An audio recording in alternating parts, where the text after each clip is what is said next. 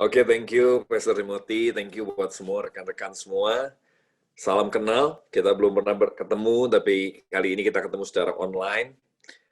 Saya izinkan saya share apa yang saya bisa share, apa yang Tuhan taruh di hati saya. Kalau ada gangguan dalam sinyal, tolong kasih tahu ya, Pastor Timothy ya, supaya saya bisa cari akal. Oke, saya akan share screen aja Pak, karena udah nyambung ininya. Jadi, oke. Oke, silakan. Ya. Tema dari saudara semua bulan ini adalah reborn, lahir kembali, dilahirkan lagi, dan harapannya setelah kita dilahirkan lagi, kita bisa mengalami kehidupan yang lebih dewasa, lebih matang dari sebelumnya. Itu harapan kita semua. Dan saya percaya di dalam Tuhan kita bisa mengalami itu semua. Nah, nanti minggu pun saya sebetulnya cukup nyambung dengan hal ini. Minggu saya akan share tentang bagaimana kita waktu mengenal Yesus, kita akan dilahirkan betul-betul menjadi eklesianya Tuhan, menjadi gereja yang sesungguhnya. Dan saya harap lewat sharing yang nanti saya akan bagikan di minggu, firman Tuhan bisa dibukakan bahwa seperti apa sih harapan Tuhan tentang gereja yang dilahirkan kembali. Gereja yang seharusnya dilahirkan dari orang-orang yang mengenal Kristus, yaitu saudara dan saya. Karena semua orang yang mengenal Kristus pasti menjadi eklesia. Ya, nah, tapi sebelum sampai di minggu itu, saya mau ajak kita mengenali lebih dulu lagi, memperdalam lebih lagi, bagaimana sih bisa mengalami reborn. Karena seringkali kita lihat, nggak usah jemaat pendeta pun banyak yang kacau balau sekarang. Wah, kita karismatik mengalami pukulan yang luar biasa, bahkan kalau bisa dibilang kita memalukan sekali, berjatuhan hamba Tuhannya di Indonesia, di luar negeri, ya kan? Kasusnya juga kasus-kasus yang memalukan sekali. Saya nggak mau kita menghakimi karena kita pun mungkin ada di dalamnya gitu. Kita pun mungkin juga orang-orang, bukan mungkin, kita adalah orang-orang yang tidak sempurna juga. Jadi siapa kita menghakimi mereka sementara kita pun juga punya banyak kelemahan. Nah, tapi saya mau ajak kita belajar bagaimana sih bisa mengalami reborn di dalam Tuhan. Bagaimana kita betul-betul bisa mengalami kelahiran baru dalam Tuhan. Nah, saudara, Amsal 4 ayat 23 bilang begini, jagalah hatimu dengan segala kewaspadaan, karena dari situlah terpancar kehidupan. Bahasa Indonesia sehari-hari bilang lebih jelas lagi, jaga hatimu baik-baik, sebab hatimu menentukan jalan hidupmu. Jadi soal reborn kalau menurut saya adalah soal hati. Bukan soal kegiatan di gereja, bukan soal aktivitas, bukan soal jabatan, bukan soal pangkat, bukan soal kekayaan, bukan soal yang lain, tapi soal hati. Dan Alkitab bilang kalau hati kita dijaga, Alkitab bilang hati kita harus dijaga karena dari sana terpancar kehidupan. Dari sana hidup kita ditentukan. Kalau hati kita pahit, maka hidup kita pasti pahit. Kalau hati kita sakit, hidup kita pasti sakit. Kalau hati kita penuh amarah, hidup kita pasti penuh marah. Setuju ya?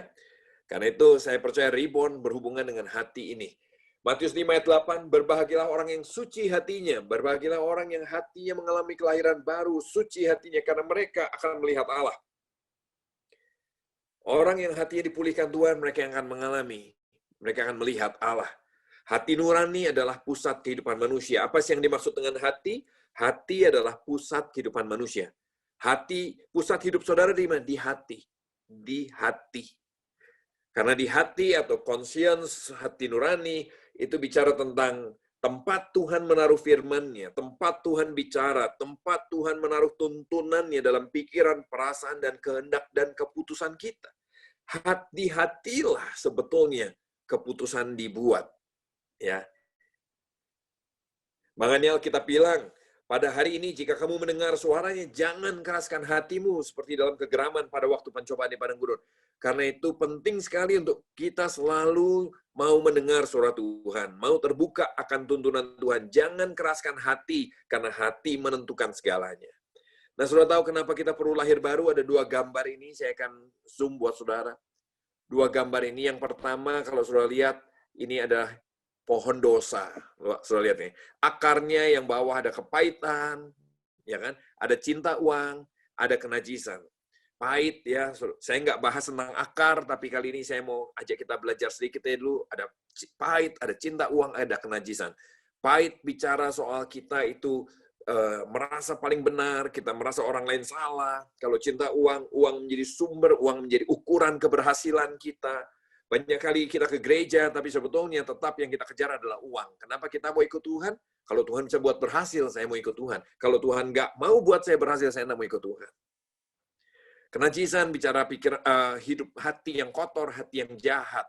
Ya, akibatnya sudah lihat bisa pohon yang tumbuh adalah pohon yang penuh kerusuhan, ya sebelah kiri itu kecemaran, kerusuhan, marah, takut, iri hati yang tengah, lalu ada rasa bersalah, frustasi, dan buah-buah dosa semua ada di atasnya. Makanya ini saya bilang ini pohon dosa. Sudah tahu kapan pohon dosa ini bisa muncul? Kapan pohon dosa ini bisa tumbuh dengan begitu kuat? Karena bawahnya lihat nih, kingdom of self.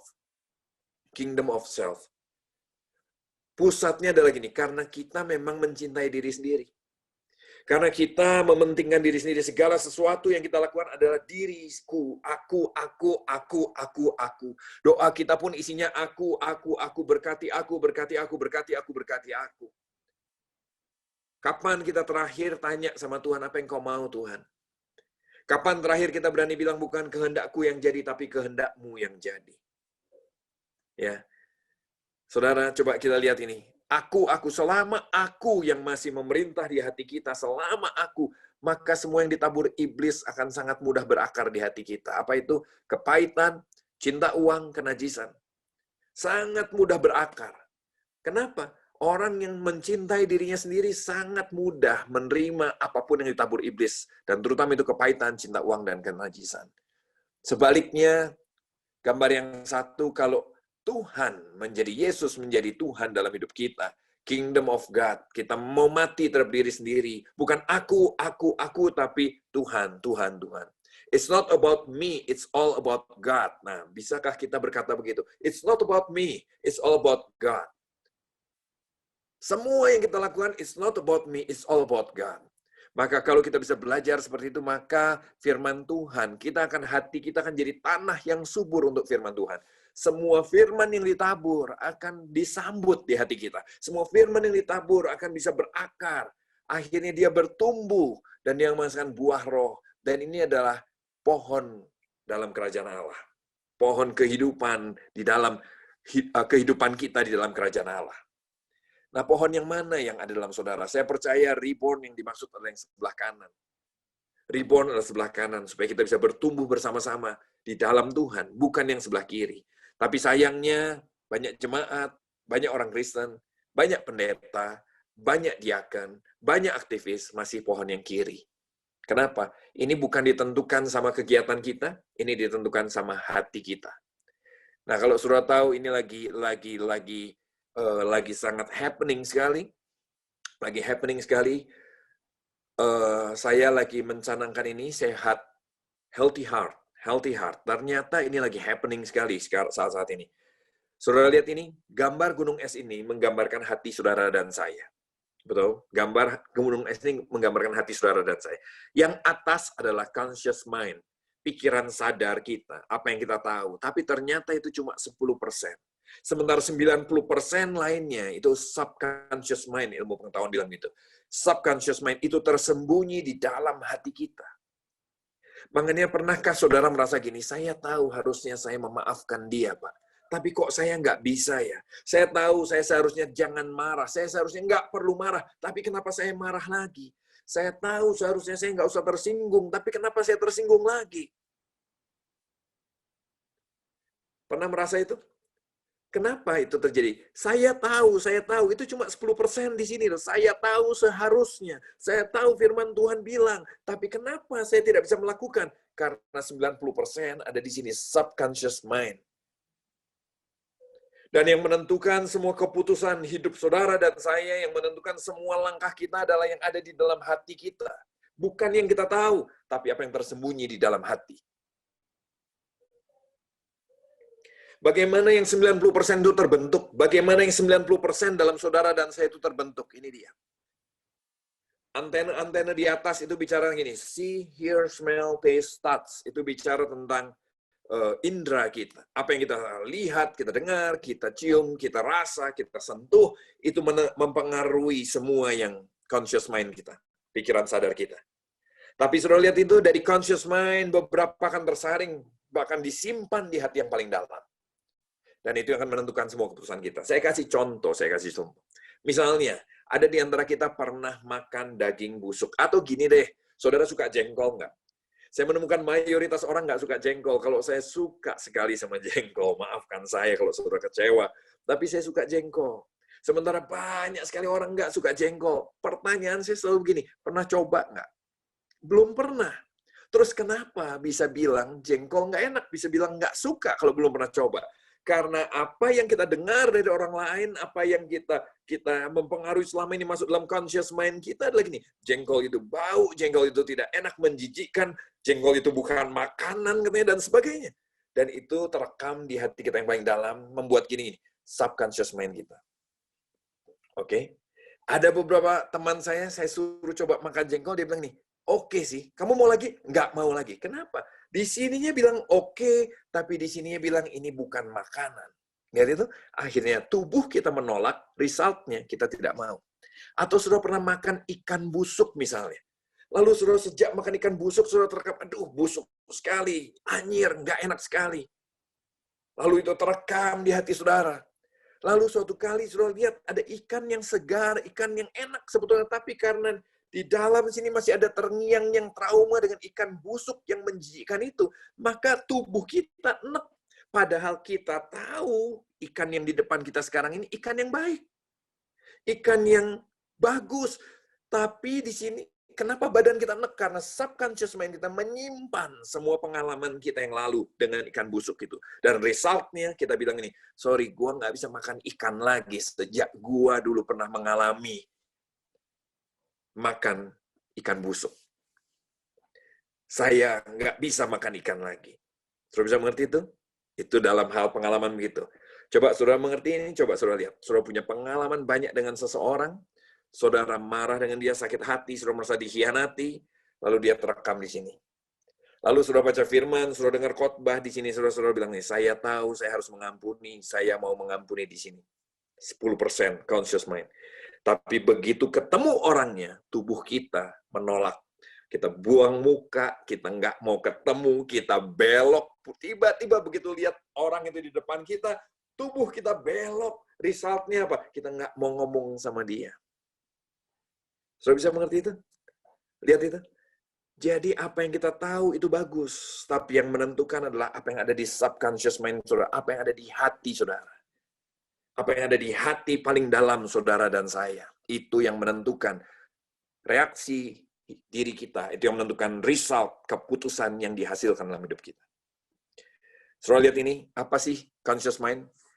Conscious mind 10% itu analisa, cara berpikir, bikin rencana, short term memory. Tapi subconscious mind yang 90% itu long term memory, emotions, feelings, habit, semuanya. Ada banyak yang terekam di sini. Ya, ini saudara perlu tahu aja. Tapi yang penting saudara mulai mengerti bahwa pergumulan kita itu ada di dalam hati kita. Ya. Kalau saudara menjaga hati nurani, apa yang terjadi sih? Kalau saudara dan saya menjaga hati nurani, kita menjaga hati kita, apa yang terjadi? Alkitab bilang ini, kita bisa hidup sesuai firman Tuhan. Kenapa? Karena hati kita tidak keras. Waktu saudara tadi ketemu orangnya dan saudara belok, kalau hati saudara tidak keras, hati saudara mau jaga, saudara alarm akan bunyi. Hei, kenapa saya belok ya?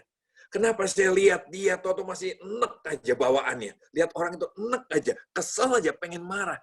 Dan waktu saudara mau menjaga hati nurani saudara, saudara akan mau melembutkan diri saudara untuk mau terbuka dengan firman Tuhan. Nanti kita akan belajar bagaimana Tuhan mengoperasi hati kita sampai kita bisa mengalami reborn di dalam Tuhan. Tapi lihat ini manfaatnya dulu. Kalau saudara dan saya mau menjaga hati, maka kita bisa belajar hidup sesuai firman. Tapi orang yang tidak mau jaga hati, dia boleh pendeta, tapi dia tidak akan hidup sesuai firman. Kenapa? Waktu firman Tuhan datang untuk menegur dia, dia bela diri. Waktu firman datang untuk menegur dia cari pembenaran. Kenapa kamu belok? Nggak mau ketemu dia? Oh mau, cuma saya pengen makan. Kalau di pesta nikahan, saya pengen ambil makanan di counter sana. Kamu nggak mau ketemu, saya nggak ada masalah sama dia, tapi saya mau ambil counter sana, makanan sana. Padahal sebetulnya kita tahu ada something di hati kita. Yang kedua, kalau kita menjaga hati kita, kita akan dimampukan bersaksi. Kita akan bisa bercerita apa adanya tentang diri kita. Kita berani bercerita, tapi kalau orang yang tidak mau jaga hati, maka kalau dia disuruh bersaksi, dia akan cerita yang bagus-bagus saja, bahkan cenderung bohong. Keluarganya aja dengar begini, itu nggak begitulah, betul nggak? Pasangan kita bilang, that's not you, itu nggak real banget gitu loh. Kita nggak bisa bersaksi. Kenapa? Karena kita menutupi kebohongan dengan kebohongan, dan kita nggak mau jaga hati kita. Kita nggak bisa pertanggungjawabkan iman kita. Yang ketiga, kalau kita mau jaga hati kita, maka kita punya hubungan yang intim dengan Tuhan. Kita bisa punya hubungan yang intim dengan Tuhan. Setuju ya? Ayatnya ini. Siapa yang boleh naik ke atas gunung Tuhan? Siapa yang boleh berdiri di tempat yang kudus? Orang yang bersih tangannya dan murni hatinya. Yang tidak menyerahkan dirinya pada penipuan dan tidak bersumpah palsu. Murni hatinya. Itu salah satu poin pentingnya, murni hatinya. Saudara, jangan lihat orang naik ke gunung Tuhan adalah seorang yang bisa memimpin doa dengan luar biasa, memimpin worship dengan luar biasa, atau berkhotbah dengan luar biasa, atau bahkan punya karunia yang luar biasa. Karena Alkitab bilang, ada orang bilang, Tuhan, aku kan sudah buat mujizat demi namamu, aku sudah bernubuat demi namamu, aku sudah begini. Tuhan bilang, sorry, aku nggak kenal kamu. Kenapa? Hatinya nggak murni. Akibatnya, sebetulnya dia nggak pernah terhubung dengan Tuhan. Dia nggak pernah betul-betul terhubung dengan Tuhan. Karena orang yang terhubung dengan Tuhan, orang yang mengalami kebaikan Tuhan, orang yang mengalami kasih karunia Tuhan, orang yang mengalami keselamatan daripada Tuhan, pasti dimampukan untuk menjaga hatinya tetap murni. Manfaat berikutnya kalau kita jaga hati apa? Kita bisa menikmati berkat dan keadilan Tuhan. Bukan bicara kaya, tapi tiap hari kita bisa bersyukur untuk hari kita. Tiap hari kita bisa bersyukur buat hari kita. Yang kelima, kita bisa punya iman yang tangguh. Nggak mudah kandas. Nggak mudah kandas. Saudara, saya mau cerita, dalam pengalaman kita melayani Tuhan, saya yakin saudara pasti pernah kecewa sama pemimpin saudara, sama organisasi yang namanya gereja, sama pendeta. Pasti pernah. Dan juga kita pasti pernah buat orang kecewa. Setuju ya? Saya pernah kecewa, saya pernah pahit sekali. Saya sudah pendeta waktu itu, tapi saya dilukai, terus terang saya dilukai oleh pendeta-pendeta senior di atas saya dalam organisasi saya waktu itu. Saya sakit hati 1,5 tahun, saya marah sama mereka, dan akhirnya saya marah sama Tuhan. Saya sampai menghujat Tuhan. 1,5 tahun hidup saya berantakan, dan saya marah sama Tuhan. Saya bilang begini, Tuhan, ini antara dua, maaf ya, saya memang kurang ajar sekali waktu itu, dan saya bilang ini, antara dua, antara engkau tidak ada, atau engkau bego. Kenapa bego? Karena gini, kalau gereja kacau balau begini, berarti pemimpinnya nggak benar. Ya, saya sudah doa sungguh-sungguh, apakah saya perlu ikut merintis gereja ini apa tidak. Dan jelas sekali Tuhan bilang, ya. Sekarang setelah saya masuk di dalamnya, dari sejak awal, saya cuma dipakai untuk dimasukin koran, membuat orang cukup banyak yang gabung dalam waktu 1 bulan, dalam waktu 2 bulan, kira-kira itu 3.000 orang berkumpul, 3.000 orang bersama-sama. Saya yang dimasukin koran, saya yang suruh khotbah pertama, udah gitu saya dikotakin, kira-kira begitu. Saya marah, Tuhan, engkau nggak becus, engkau maaf bego. Tapi saya sampai kepada kesimpulan, bukan, engkau nggak bego, engkau nggak ada. Engkau tidak ada.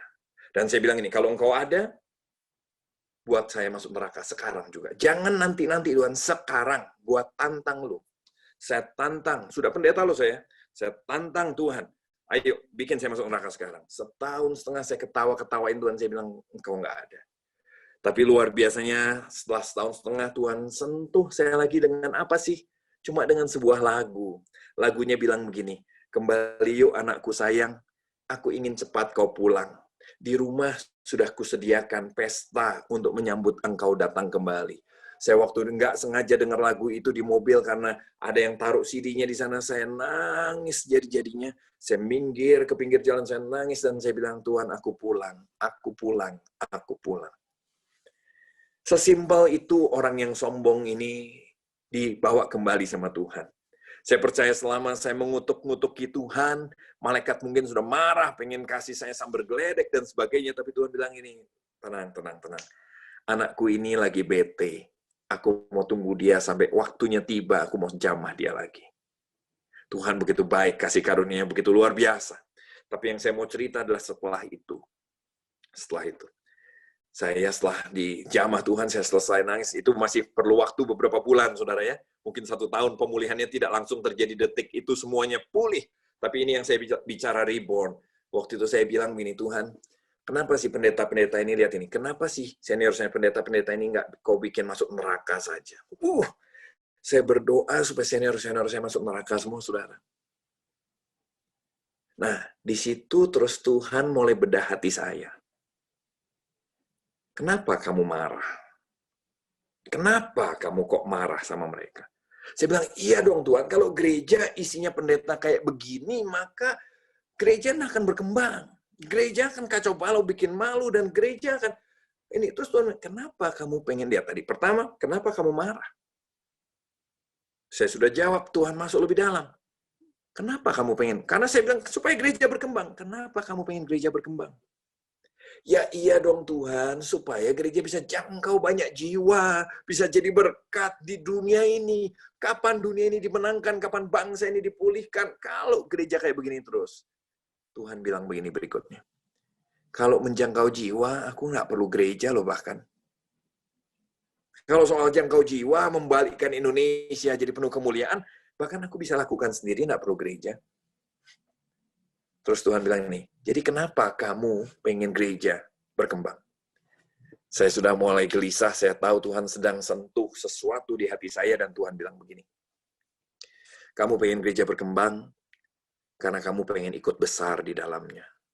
Wah, sekali lagi saya nangis. Wah, masa reborn saya yang kedua itu, saya betul-betul mengalami nangis, saya nangis Tuhan. Saya bilang, wow benar ya. Ada udang di balik batu, saudara, dalam saya. Saudara mesti tahu. Maafkan saya kalau saya bilang, tapi gini, orang mengenal saya sebagai hamba Tuhan yang tulus.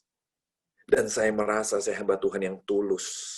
Saya kalau boleh saya bilang begini loh, saya bekerja, saya usaha, jadi saya nggak ambil persembahan dari gereja. Saya nggak ambil keuangan gereja sama sekali. Ya, karena saya usaha. Kalau saya full time, saya akan ambil salary. Tapi saya nggak bikin gereja untuk uang. Saya nggak bikin gereja untuk memperkaya diri. Saya merasa saya berbeda. Sudah bisa lihat itu? Tapi di balik ketulusan saya, ternyata banyak akal bulus. Ternyata di balik ketulusan saya, ada udang di balik batu. Wah, saya mikir, wow, memalukan. Saya pengen gereja berkembang karena ternyata Tuhan korek operasi hati saya. Di dalam sini, saya pengen jadi pendeta terkenal. Ini cerita 25 tahun yang lalu, saudara. Ini cerita 25 tahun yang lalu. 20 tahun yang lalu, 20 tahun yang lalu. Ini cerita 20 tahun yang lalu. Dan saya merasa gini, waduh, gila. Memalukan sekali saya. Terus waktu saya dibongkar semuanya, terus Tuhan bilang ini, Andi, boleh nggak aku mengampuni mereka sama seperti aku mengampuni kamu? Tuhan tanya, boleh nggak aku mengampuni pendeta-pendeta seniormu sama seperti aku mengampuni kamu?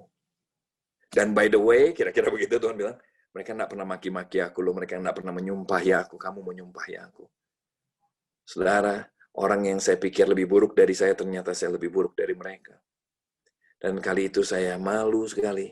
Terus Tuhan bilang nih, boleh nggak sama seperti aku sabar sama kamu waktu kamu lagi mengutuki aku? Boleh nggak aku juga sabar sama mereka? Dan saya bilang ini, saya tahu di sini, tapi kali ini bukan cuma di sini. Dia masuk ke sini. Dan saya bilang nih, boleh Tuhan, boleh Tuhan, boleh. Boleh. Bukan cuma mereka, tapi saya dan semua orang sebetulnya hidup dalam kebodohannya. Boleh Tuhan. Saudara lihat ini waktu kita mau jaga hati kita dengan segala kewaspadaan, maka nomor 5, kita akan punya iman yang tangguh. Nggak mudah kandas waktu mengalami pencobaan. Nggak kandas waktu saudara mengalami kekecewaan. Nggak kandas waktu saudara dan saya dilukai. Kenapa? Di dalam semua proses itu kita akan menemukan rencana Tuhan di baliknya. Yang keenam, manfaatnya apa? Kita akan mengalami kelegaan secara fisik dan jiwa. Kita akan hidup sehat. Kenapa? Hati kita bersih. Hati kita mau diubah sama Tuhan. Kita bisa menikmati semuanya. Setuju ya? Setuju ya? Lihat ini. Kalau yang kandas ini loh. Beberapa orang telah menolak hati nuraninya yang murni itu. Karena itu kandaslah iman mereka. Kalau saudara dan saya nggak mau punya hati nurani yang murni, waktu Tuhan misalnya bilang nih, boleh nggak aku mengampuni mereka sama seperti aku mengampuni kamu? Nggak bisa Tuhan, nggak bisa. Mereka tetap udah jahat sama saya. Saya menolak hati nurani yang murni, saya menolak Tuhan bicara di hati saya, maka kandaslah iman saya.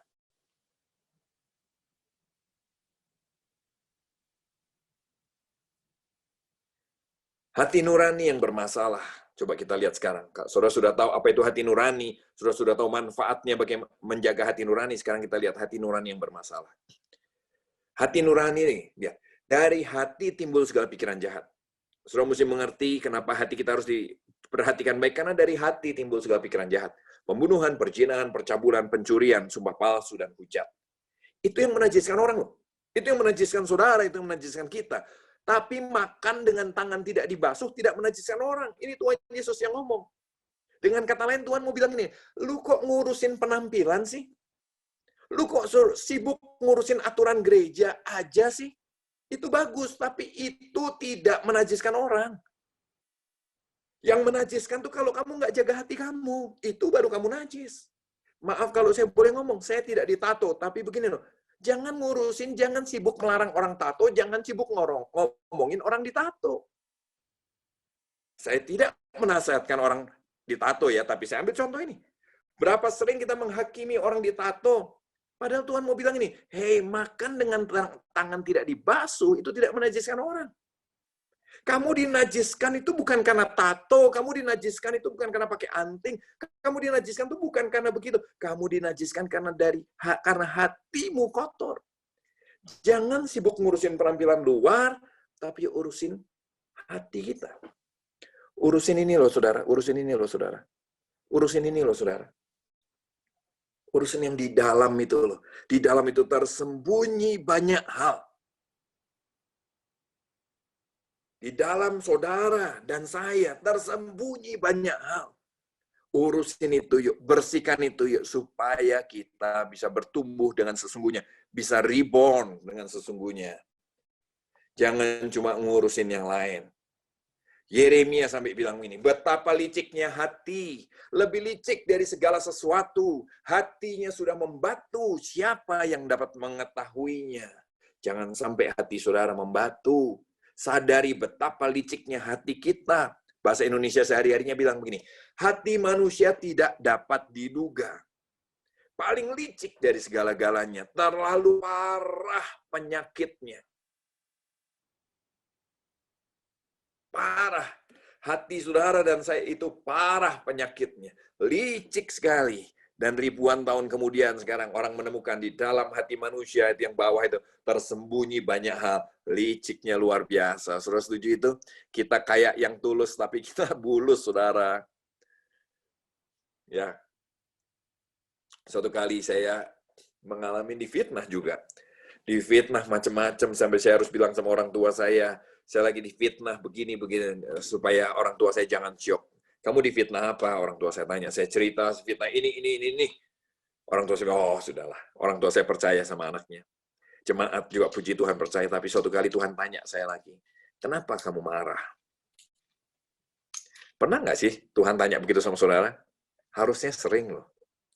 Waktu itu, Tuhan kenapa kamu marah? Ya iyalah Tuhan, marah dong. Lihat ini, saya sudah mengalami di jamah, untuk kedua kalinya saya kembali sama Tuhan, tapi pemulihan hati itu perlu waktu. Case by case, kayak ngupas bawang, saudara. Satu-satu dibuka sama Tuhan. Kenapa kamu marah? Ya Tuhan, difitnah gitu loh. Terus kenapa kamu marah kalau difitnah? Ya nama baik saya rusak dong Tuhan. Tuhan kupas lebih dalam lagi, operasi hati saya. Kenapa kalau kamu nama baiknya rusak? Tuhan, aku ini hambamu. Kalau aku tidak punya nama baik, bagaimana aku bisa melayanimu? Hello? Tapi terus Tuhan bilang begini, Andi, untuk melayani aku, kamu tidak perlu nama baik. Akan selalu ada orang yang mau, yang perlu untuk kamu layani, yang nggak peduli dengan nama baik kamu. Tapi untuk dari panggung yang satu ke panggung besar yang lain, kamu perlu nama baik. Sekali lagi saya nangis, saudara. Tuhan bilang apa sih? Tuhan mau bilang ini loh, kamu itu pelayanan, mau dari panggung ke panggung tetap sampai hari ini. Makanya kamu pusing dengan nama baik kamu. Sekali lagi saya pikir saya tulus, saudara. Taunya enggak. Taunya hati saya licik sekali, parah penyakitnya. Dan sejak saat itu saya bilang ini, Tuhan, kalau Engkau izinkan nama baik saya juga rusak, it's okay. It's okay. Saya enggak mau pertahankan apa-apa. Saya mau belajar jadi hamba Tuhan. Saya mau belajar jadi anak Allah. Tuhan bilang begini, kamu tuh pengen jadi hamba Tuhan terkenal. Aku, kata Tuhan, pengen kamu menjadi seperti Kristus. Wow. Saudara mengerti itu? Tujuan saya sama tujuan Tuhan ternyata berbeda jauh. Apa tujuan saudara? Sukses? Saya pengen Tuhan buat saya sukses, Tuhan. Buat saya berhasil, Tuhan. Buat saya ini, Tuhan. Ya, Tuhan nggak mau saudara jadi sukses sebagai yang utama, bukan? Bisa aja, tapi belum tentu kan semua jadi konglomerat, setuju ya? Tapi jadi konglomerat juga bukan tujuan utama, sama sekali nggak ada artinya. Tapi yang berarti adalah ini, yang paling penting adalah ini. Waktu kita menjadi seperti Kristus. Coba saya lihat ada ayatnya nggak ya di sini ya.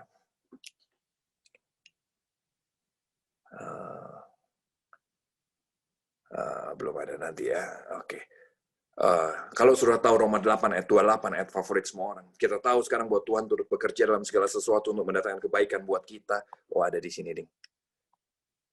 Oh, nggak ada, sorry. Oke, nggak apa-apa. Kita tahu, Alkitab bilang begini, kita tahu Tuhan turut bekerja dalam segala sesuatu untuk mendatangkan kebaikan bagi mereka yang mengasihi Dia. Tuhan turut bekerja dalam segala sesuatu untuk mendatangkan kebaikan. Dan kita amin. Kita percaya, Tuhan turut bekerja dalam COVID ini untuk mendatangkan kebaikan. Saya tetap akan sukses. Hey, bukan itu terjemahannya. Ayat 29 yang menjelaskan. Karena dari sejak semula, Tuhan sudah menentukan kita. Dari sejak semula, Tuhan sudah memilih kita. Untuk apa? Untuk menjadi serupa dengan Kristus. Menjadi serupa dengan gambaran anaknya. Jadi Tuhan turut bekerja dalam segala sesuatu, itu bukan untuk menjadikan saudara dan saya kaya. Tapi untuk menjadikan saudara dan saya menjadi seperti Kristus. Dan itu menemplak saya, membuat saya berganti. Aduh, dioperasi bukan di sininya. Di sini. Di sininya sudah tahu, betul nggak? Sudah tahu. Tapi di hati sini masih banyak keinginan yang lain. Cita-cita yang lain, kerinduan yang lain, isi doa yang paling dalam. Dan Tuhan bedah itu. Tuhan keluarin. Dan waktu itu dikeluarin, saya bilang, iya, aduh Tuhan, oke. Saya bilang, engkau mau ambil semuanya, engkau ambil deh Tuhan. Engkau ambil. Saya mau belajar untuk menjadi seperti Kristus. Mangannya saya nggak keluar dari organisasi itu selama 11 tahun. 11 tahun saya nggak pernah keluar. Setelah 11 tahun pun, itu pun saya diminta keluar. Saya dan tim saya semua diminta keluar. Nanti saya nggak tahu ya, sempat nggak saya cerita kenapa bisa begitu. Tapi intinya, saya nggak pernah mau keluar. Ada pendeta-pendeta terkenal yang lain datang dan marah. Dia bilang, mereka sempat ada yang marah. Kalau kalian ganggu Andi, kalian akan berurusan sama Tuhan. Tapi marahnya begitu, tambah saya punya masalah lebih besar lagi. Ya kan? Karena dipikir saya yang minta tolong om ini untuk marah di situ. Waduh, saya pikir, aduh, saya yang tambah jadi bad name lagi. Ada pendeta-pendeta senior bilang, Andi keluar sekarang, keluar. Kamu buang-buang waktu di sini. Saya hargai pendapat mereka. Saya tahu tidak selamanya saya ada, tapi begini, kenapa saya ada 11 tahun di sana? Karena saya tahu Tuhan lagi operasi hati saya. Tuhan lagi mau buat saya reborn. Dan untuk itu saya bukan perlu pujian orang. Untuk itu saya bukan perlu situasi yang semua mendukung saya. Setuju dengan saya. Justru teman-teman saya, senior-senior saya yang umurnya 15-30 tahun di atas saya. Dari beda umur mungkin sudah bisa mengerti kenapa mereka enggak terlalu cocok dengan saya. Saya tahu lewat mereka lah saya akan belajar apa artinya menjadi Kristen yang sebetulnya. Lewat mereka lah saya akan belajar apa artinya menjadi hamba Tuhan yang sebetulnya. Lewat mereka lah saya akan belajar apa artinya menjadi hamba, doulos. yang sebetulnya. Kalau nggak hati saya licik, saya sadar itu dan saya perlu dioperasi. Hati nurani itu tanggung jawab siapa sih? Kalau saudara mau jaga hati, hati kita itu tanggung jawab siapa? Ada banyak orang, wah saya nggak mau gereja lagi Pak. Kenapa? Habis pemimpin saya kayak begitu, ngapain? Emang hati saudara tanggung jawab pemimpin ya? Hati saudara tanggung jawab komunitas, komunitasnya Pak, tukang gosip semua. Oh, hati saudara tanggung jawab komunitas. Gerejanya Pak, nggak sempurna. Oh, hati saudara tanggung jawab gereja. Lihat apa yang Paulus bilang. Paulus bilang ini, sebab aku senantiasa berusaha, kata Paulus, untuk hidup dengan hati nurani yang murni di hadapan Allah dan manusia. Paulus tahu bahwa siapa yang bertanggung jawab untuk hati kita masing-masing? Diri kita masing-masing. Tentunya semua karena kasih karunia Tuhan. Kalau bukan Tuhan, kita tidak bisa. Tapi di dalam kasih karunia itu kita juga harus merespon bahwa ini tanggung jawab saya pribadi. Ini bukan tanggung jawab pemimpin saya. Ini bukan tanggung jawab gereja. Ini bukan tanggung jawab komunitas. Mereka belum sempurna, sama seperti saya belum sempurna. Tapi saya harus senantiasa berusaha untuk hidup dengan hati nurani yang murni di hadapan Allah dan di hadapan manusia. Hati nurani yang murni ini bisa dibilang ini loh, dengan hati yang tidak ada kepahitan, tidak ada penolakan terhadap Allah dan manusia. Luar biasa ya. Ciri-ciri hati nurani bermasalah, saya cepat aja. Yang pertama begini, kalau hati kita bermasalah, yang pertama, sering bela diri. Orang yang hatinya punya masalah, pasti bela diri dan suka menyalahkan orang lain, karena kita tahu kita merasa bersalah. Kita tertuduh. Jadi kita nyalain, kita bilang, oh, nggak bisa, karena kita sendiri bergumul dengan masalah yang sama. Dan bela diri. Kalau sudah lihat di contoh ayatnya, di Kejadian, Adam itu sama seperti saya tadi mengalami di operasi Tuhan. Waktu dia makan buah, apa langsung halilintar menyambar? Apa langsung geledek berbunyi? Enggak. Semua biasa, damai. Adam mau kemana? Kok nggak ada apa-apa? Terus Tuhan, Alkitab bilang, berjalan-jalan di Taman Eden. Seperti biasanya. Tapi kali ini Adam ngumpet dan Hawa ngumpet dari Tuhan. Lihat itu. Kalau saudara dan saya nggak mau jaga hati nurani yang bersih, maka kita menyembunyikan semua dosa kita.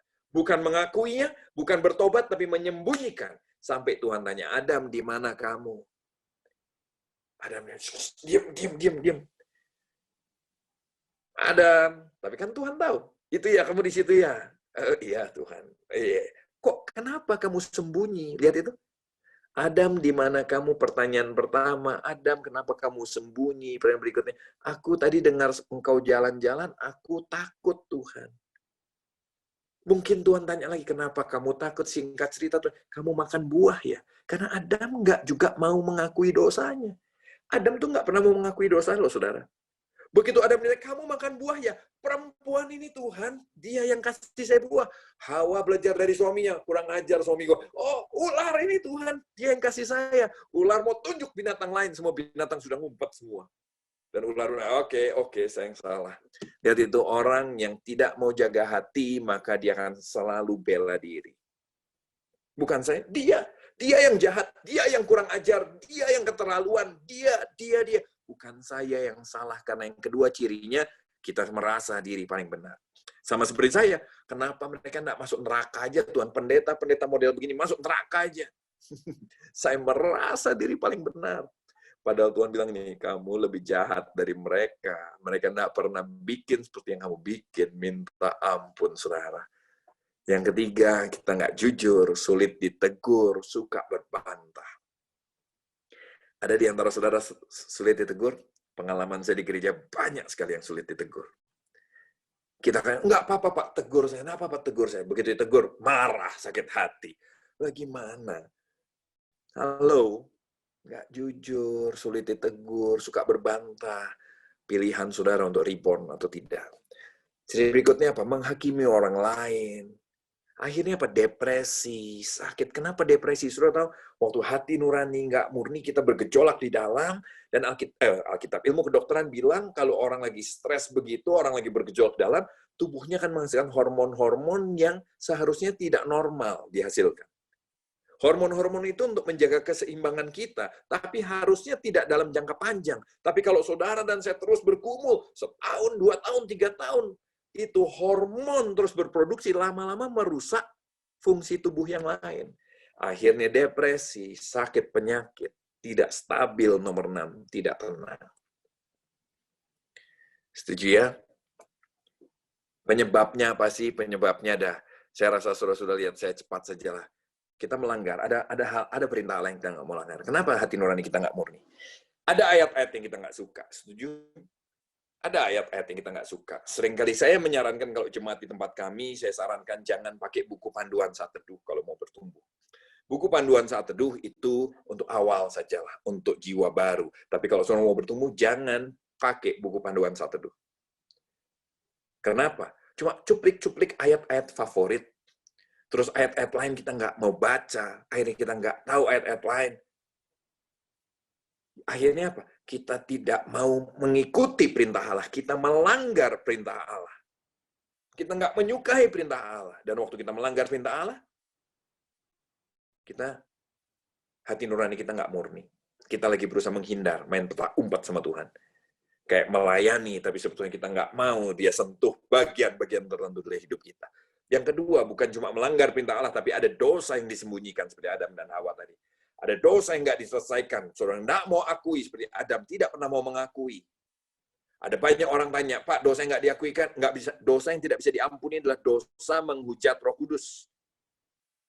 Saya sekolah Alkitab di beberapa sekolah Alkitab dan saya menemukan ini, tidak ada orang yang bisa menjelaskan apa itu dosa menghujat Roh Kudus. Karena kenyataannya orang dipikir, ini kali menghujat Roh Kudus, ternyata masih diampuni juga sama Tuhan. Jadi apa menghujat Roh Kudus? Tidak tahu, karena Tuhan masih tetap mengampuni. Tidak ada batasnya kasih dia. Tapi satu hal yang saudara harus hati-hati, dosa yang tidak bisa diampuni adalah dosa yang tidak diakui. Ya dong. Saudara berdosa ya? Oh tidak, saya tidak berdosa. Ya sudah, berarti saudara tidak butuh pengampunan. Betul ya? Dosa yang belum diselesaikan, hati-hati. Tapi kalau sudah bilang, saya berdosa Tuhan, ampuni saya butuh pengampunanmu, baru pengampunan Tuhan bisa turun atas kita. Walaupun pengakuan tadi pun itu karena kasih karunia. Yang ketiga, penyembahan berhala. Saya nggak punya waktu cukup banyak untuk membahas ini. Yang pasti ini bukan patung, tapi ada hal lain yang lebih penting daripada Tuhan dalam hidup kita. Ada yang lebih kita cintai daripada Tuhan dalam hidup kita. Ada yang lebih kita sukai daripada Tuhan dalam hidup kita. Yang keempat, menyimpan kepahitan. Yang kelima, salah pengajaran. Salah pengajaran. Misalnya, berkat terus. Berkat terus. Tanpa sadar sebetulnya kita sedang berusaha uang, ngejar adalah berkatnya, bukan Tuhannya. Kenapa kita rajin doa? Supaya berkati. Hati-hati, salah pengajaran bisa membuat hati nurani kita tidak murni. Kayak menyembah Tuhan, padahal bukan Tuhan yang disembah. Hati-hati. Nah, sekarang kita masuk bagian terakhir, bagaimana memulihkan hati nurani kita. Ini bagian terakhir. Gimana kita pulih dari ini semua? Saya baca Alkitab bilang begini, renungkan, berbahagialah orang yang mencintai Taurat Tuhan, yang merenungkan firman Tuhan siang dan malam. Dia seperti pohon yang ditanam di tepi aliran air, berbuah pada musimnya, tidak layu daunnya, apa saja yang diperbuatnya berhasil. Mazmur 1. Merenungkan firman Tuhan. Saya baca buku-buku psikologi, bagaimana pulih dari hati yang luka. Semua buku menyarankan gini, perenungan, repetisi. Merenungkan lagi dan lagi.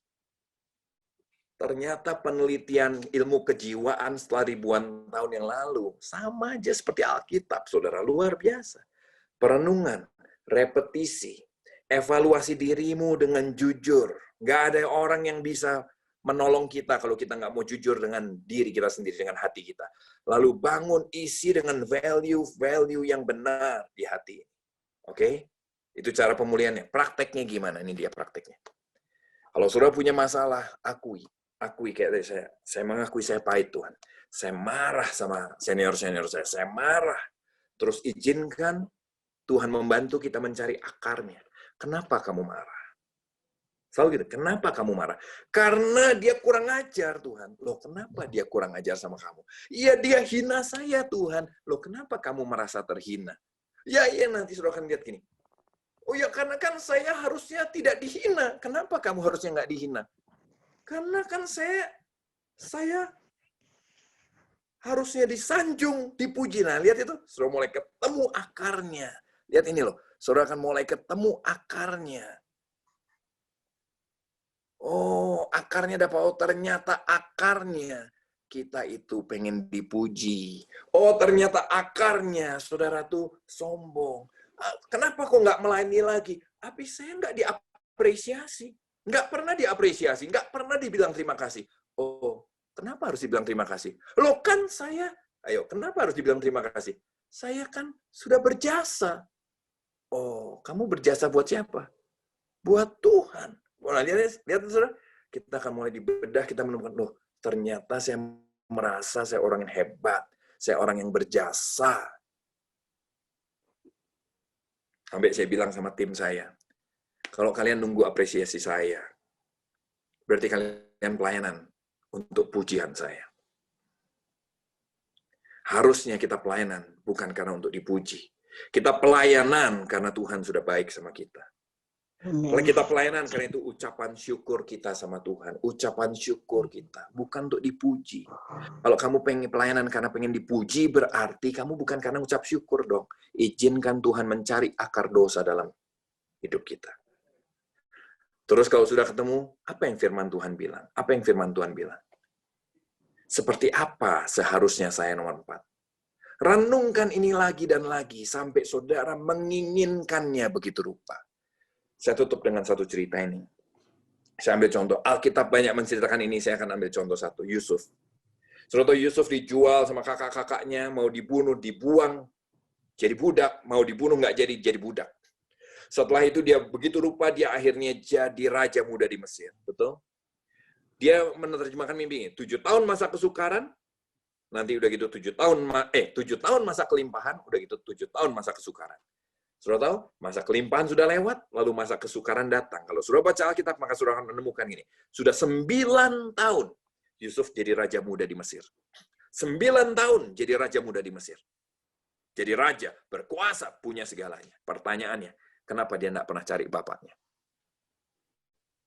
Pertanyaannya, kenapa Yusuf nggak pernah cari kakak-kakaknya? Dia nggak tahu alamatnya? Dia tahu, karena dia sudah remaja waktu dia itu. Karena waktu itu dia udah bisa pergi sendiri cari kakak-kakaknya. Berarti dia sudah tahu di mana kota bapaknya tinggal. 9 tahun jadi raja, kenapa dia tidak pernah cari bapaknya? Sakit hati. Jawabannya adalah sakit hati. Makanya waktu dia punya anak, salah satu anaknya namanya gini, melupakan. Dia nggak bisa lupa, dia coba lupain. Tapi lihat Tuhan, lihat ini. Tuhan terus mengejar kita. Kenapa? Dia bukan mau kita jadi raja. Dia mau kita belajar menjadi seperti Kristus. Dia mau kita dipulihkan menjadi gambar yang semula, yaitu menjadi menceritakan Allah. 9 tahun Yusuf nggak mau cari. Kakak-kakaknya dibawa Tuhan, muncul di depan Yusuf.